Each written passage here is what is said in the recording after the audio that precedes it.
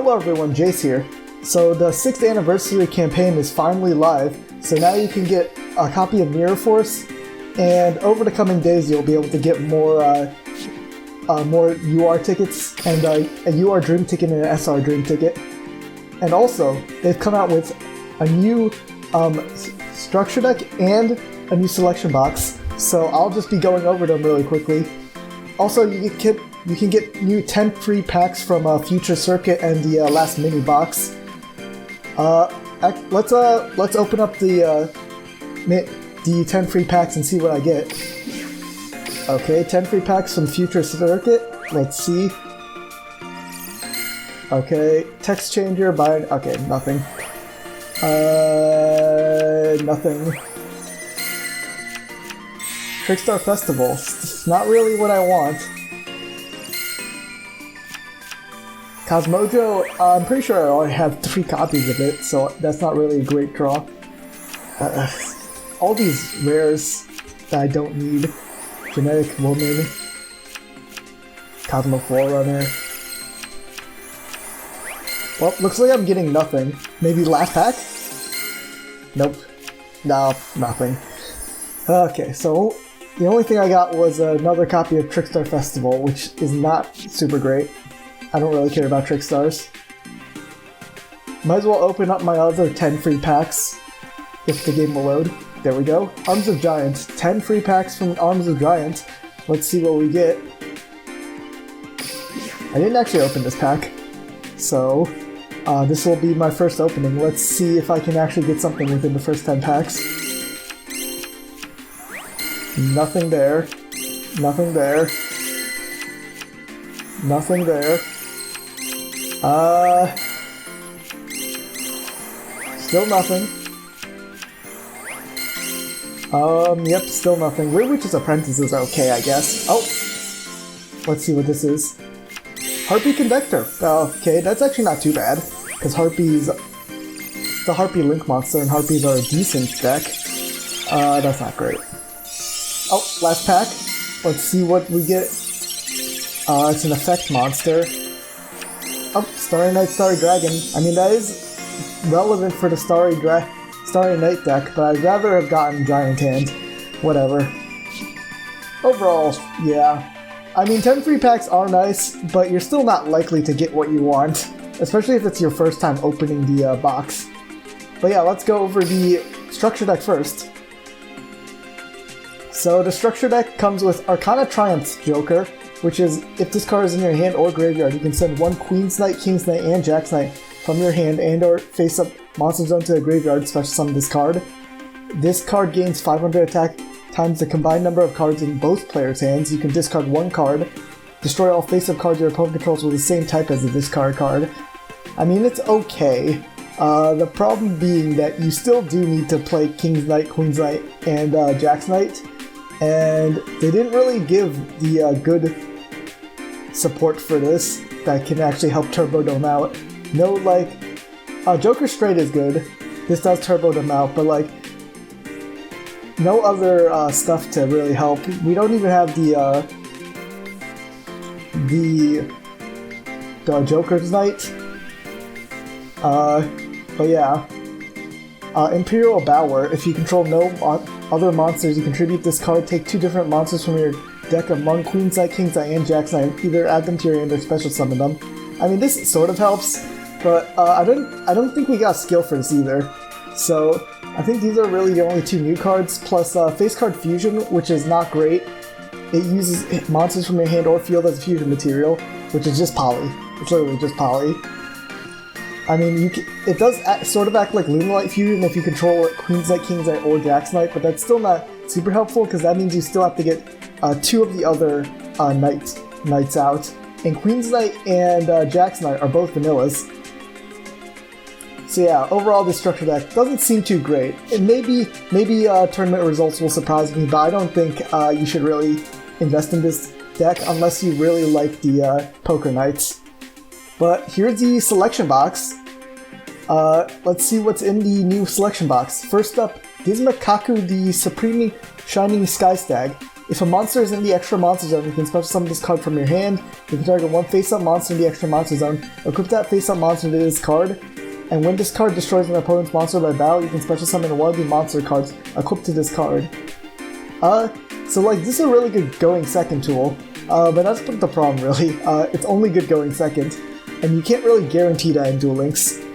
I mean, it's still a decent card, so you might want to run it, but like, it's not super great, especially since you can't guarantee that your opponent will be playing a deck that will actually put stuff in the extra monster zone. Next up is Automata Pero. You can only activate one per turn. Send one card from your hand to the graveyard, add up to two of these monsters from your deck to your hand. You cannot add two from the same category. One Zububaba monster, one Gagaga monster, one Go-Go-Go monster, and one Dododo monster. So this is really good. If you used to play during Zexal format with Automata Play, this is basically that skill but in card form, which is really strong. This is definitely going to help the Automat deck a lot. Next up is Mind Control, which is limited 3. Target one monster your opponent controls until the end phase. Take control of that target, but cannot declare an attack or be tributed. Like, it's a good card, especially going second, because you can just steal an opponent's monster and link it off. But the problem being that's limit 3, so it does conflict with a bunch of other cards, potentially, depending on your deck. Ice Dragon's Prison. Target one monster in your opponent's graveyard, special summon it to your field, its effects are negated. Then you can banish one monster from both players' field that has the same type as each other. You can only activate one Ice Dragon's Prison per turn. So Ice Dragon's Prison is really strong, but same issue with Mind Control, it's limit 3. And depending on your deck, you might want to consider other like limit 3s. So it is kind of annoying that they...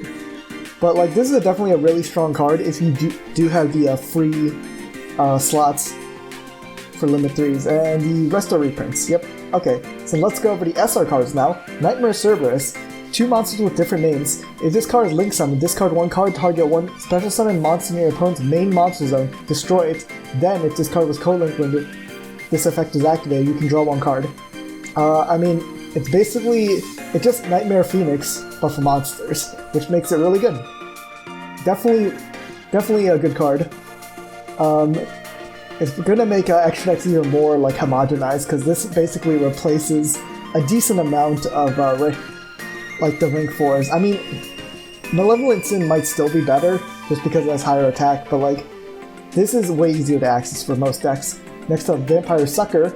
2 zombie-type monsters. If you attribute a monster 4 attributes them, you can attribute a zombie-type monster your opponent controls, even though you do not control them.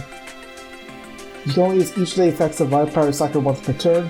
Target one monster in your opponent's graveyard, special summon it to your opponent's field in defense position, but it becomes a zombie-type monster. And if a zombie-type monster is special summoned from either graveyard, draw one card. So Vampire Sucker is decent, but we don't really have the support for zombie worlds, like in the game, really. There's not as much support for it. We don't even have like Necro Banshee, so zombie world is not super great, and that's really where this card shines. I mean, it's still fine as like a generic Link 2 for zombie decks, but otherwise you're probably not playing it. Ferocious Flame Swordsman, 2 monsters with different names, all warrior type monsters on the field gain 500 attack. If this Link Summon card is destroyed by battle or an opponent's card effect while in its owner's main monster zone, you can target one non-link warrior type monster in your graveyard, special summon it, but banish it when it leaves the field.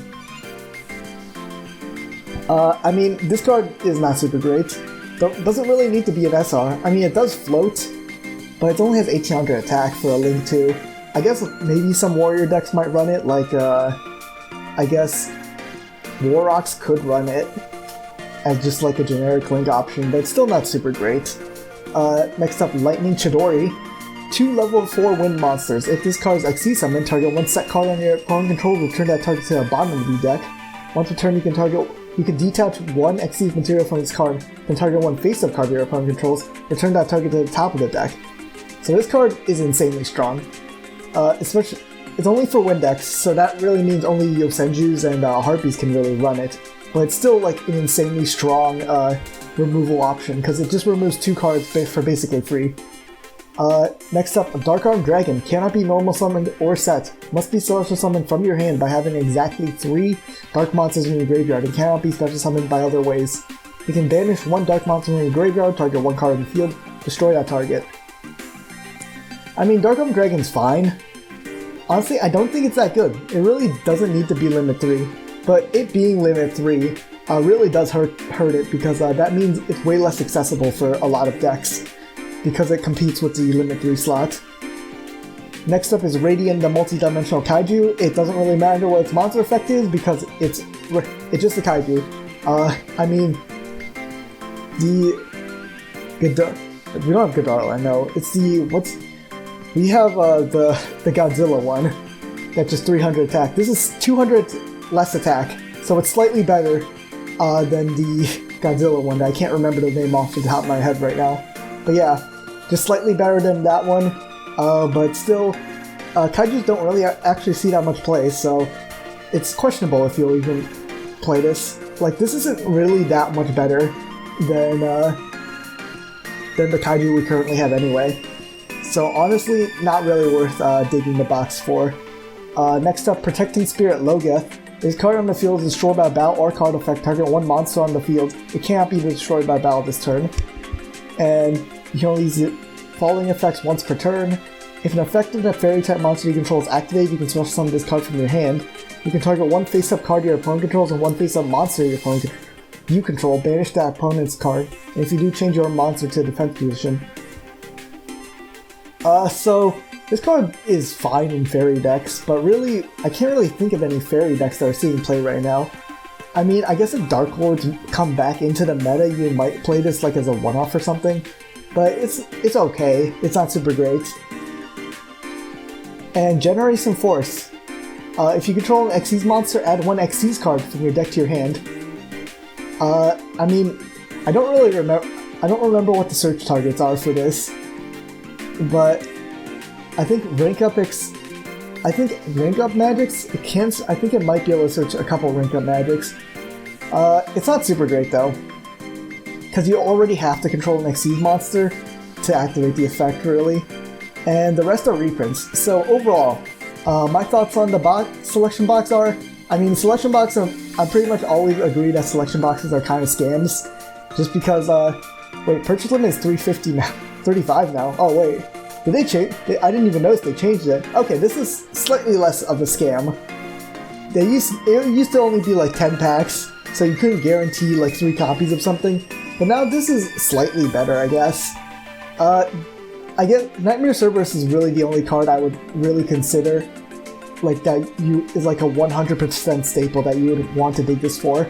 Mind Control and Ice Dragon's Prison are kind of situational. I mean, the other cards are just kind of good in decks that they fit with, but like if you don't like have those decks or you don't play those decks, then the selection box really isn't really that great. I guess you might as well like try your luck and try to get Nightmare Cerberus though. But yeah, that's it for the anniversary event review. Comment down below what you think of the anniversary event, and like and subscribe if you'd like to see more Duel Links content. I'll see you guys later. Bye.